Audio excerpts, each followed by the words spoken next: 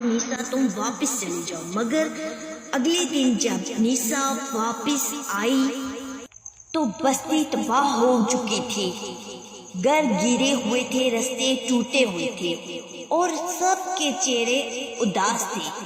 Alan نے بتایا کہ ایک بہت بڑا دیو آتا ہے جو سب کو ستاتا ہے اور زبردستی کام کرواتا ہے۔ نیسا نے فیصلہ کیا کہ وہ اب ان کی مدد کرے گی۔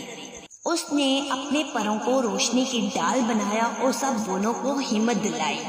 جب دیو آیا تو زمین لرزائی اور آسمان پر اندھیرا چھا گیا، مگر نیسا نہیں ڈری۔ اس کے جادوئی رنگوں سے روشنی نکلی اور بونے اس کے ساتھ کھڑے ہو گئے۔ روشنی اور اندھیرے کی لڑائی شروع ہو گئی۔ آخر کار دیو زمین پر گر گیا اور دھوئیں میں بدل گیا۔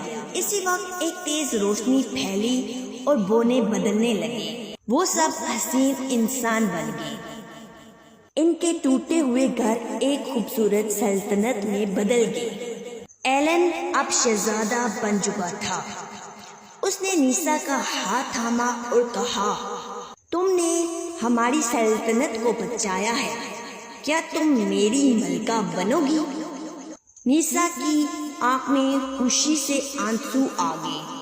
اس نے مسکرا کر کہا، ہاں۔